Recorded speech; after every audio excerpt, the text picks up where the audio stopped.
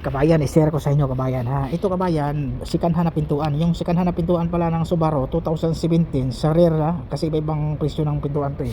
Sa rear, so umabot siya ng 30,000, sikanhan yan. Tapos ito kabayan, ito yung repair natin, repair yung bumper, repair yung panel yan. So ang binabayaran lahat ng piso ng insurance nito eh nasa 260 mahigit. Ito. So blending yung pintuan din, yung side mirror, may bagong side mirror din. So yung side mirror nasa kano yung side mirror 20,000. Mahal yung mirror eh. Oh, ano kabayan ha yan oh. 260 mahigit na binabayaran nito kabayan. So pintura lahat ng siding nito, pati bumper. Yung sa right side. Okay, bumper sa likuran, right side. Oh, yun, sinire ko lang sa inyo kabayan. 200 mahigit yung binabayaran. Okay, maraming salamat kabayan. Ito yung repair natin. Tsaka bagong pintuan, yung pintuan din may repair din yan. So umpisahan na natin. Yan ang distansya niya kabayan, yung pintuan, yung gap niya sa panel. So, titingnan natin, lagay natin yung sikanhan na pintuan, titingnan natin yung distansya ng panel niya. Tingnan, medyo pasok talaga siya kabayan, yung panel. So kailangan natin hilahin yan. Ano, pero na-repair na dati yan siya kabayan ha. Repair na siya dati. Hindi ko lang alam kung saan na-repair. Dyan pa din ba sa shop o basta ganun lang kabayan eh. Pabalik-balik yung sakyan eh. Yung may tama talaga. Tapos mayroon nga dyan eh. Ni-repair ko. Natandaan ko talaga kabayan kasi parang isang buwan lang eh. Bangga na ulit eh. Bumalik na naman sa shop. Ganun talaga. Lalo na yung mga kabataan yung binilhan ng yung service sa school, tapos yung maliliit, so mga isang linggo lang yan, balik na agad, repair na naman. Pero insurance naman nagbayad. Pero ang problema kabayan, pag lagi kang mabangga, tataas yung insurance mo. Bali yung depende sa model kasi sa kotse yan eh. Kung luma yung kotse mo, mura lang yung insurance. Pag bago, mahal yung insurance. Pero pag lagi kang bangga, so tataasan pa rin ang insurance yan kasi lagi kang bangga eh, lugi yung insurance eh. Kaya sabihin natin na yung insurance mo 100, so gawin nilang 120 na naman pag lagi kang bangga sa isang taon. Makita lang record na yun eh, kasi renew din naman insurance sa yearly ata yan sa kabayan eh. Yun yung kabayan. So ganun talaga ang proseso ko pag maghila ako kabayan eh. May plate ako na bakal, tapos gamitan ko ng MIG, tapos sabay yung mayroon tayong malaking yung panghila na yan oh. Ayan, oh. Ganun lang kabayan, hindi na tayo gamit ng machine na yung panghila talaga kasi kaya na yan eh. Yan, mabigat yan kabayan oh. Yung panghila natin yan oh. Tapos MIG talaga kabayan para kakapit talaga yan, welding talaga natin yan. Hindi, mayroon namang machine nga spot tapos tusukan mo sa gitna tapos sabay hila din. Pero yan, nasanay na kasi ako sa ganyan na bakal yung gamitin ko.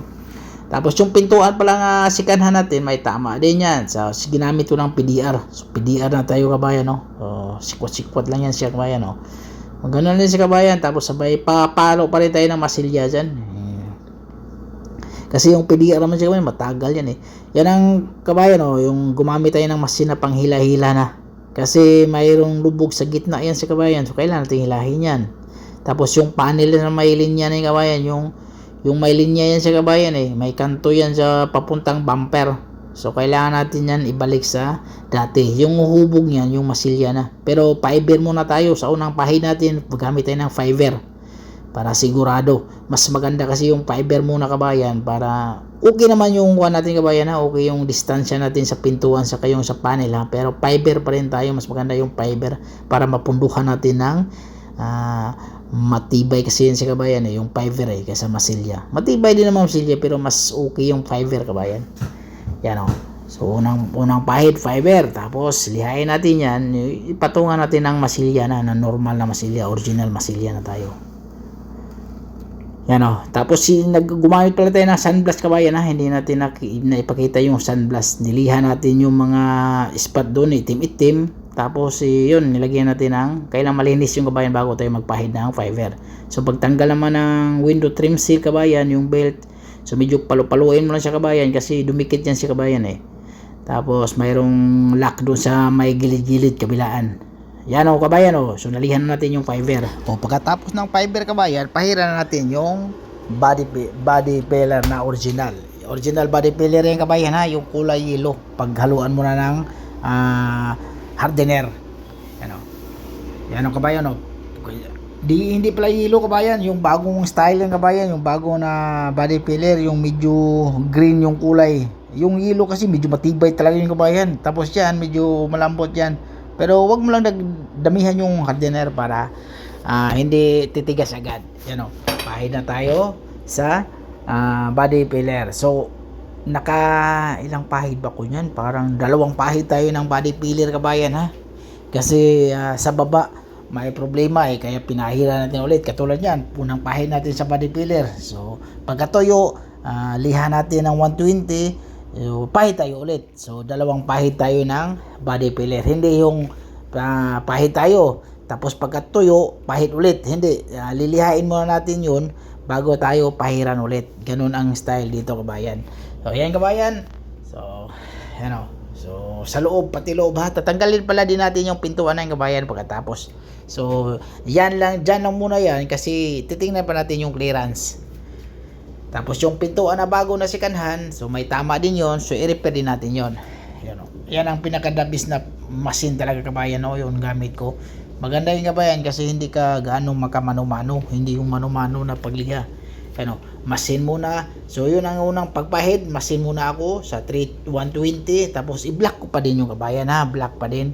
So machine lang yung una, pang tanggal talaga yung medyo, kaya nga yung kahit hindi ka gaano marunong magmasilya, yung bako yung masilya mo, walang problema kasi machine naman yun ang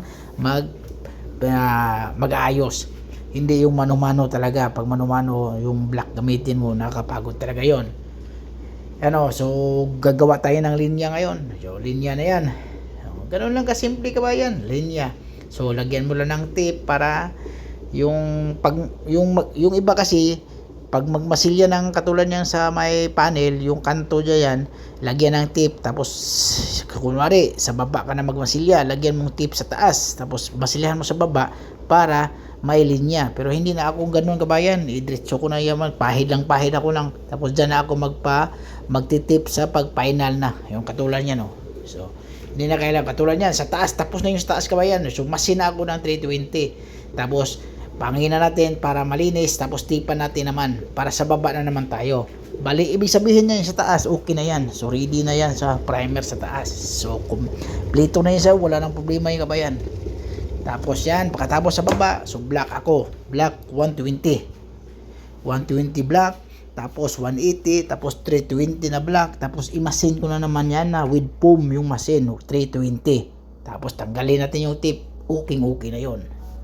Yan o. So 320 nata yan. Yan, tapos so, linis. Tapos machine na. Machine, ibig sabihin 320 na machine with foam na yan sa, kabayan. So primer na pagkatapos yan. Tanggalin natin. Tapos may crayon doon, tanggalin natin yan. Okay na yan. Yun. So okay na siya, kabayan. Primer na yan. So ang ginagawa ko pa lang yan, repair pala yung bumper. Hindi ko na na-video. So tanggalin yung bumper kasi tanggal talaga dito, kabayan, kasi bayad sa insurance yun na kailangan tanggalin yan. Hindi yung ititip na natin. Yan o. So naikabit na natin, kabayan. So yung bumper tinanggal pala natin yun, hindi na ipakita. Tapos lahat okay yung alignment. Pintuan, tingnan ba? Diba? Okay. So maraming salamat, kabayan. Huwag kalimutan mag-subscribe, mag-follow, kabayan.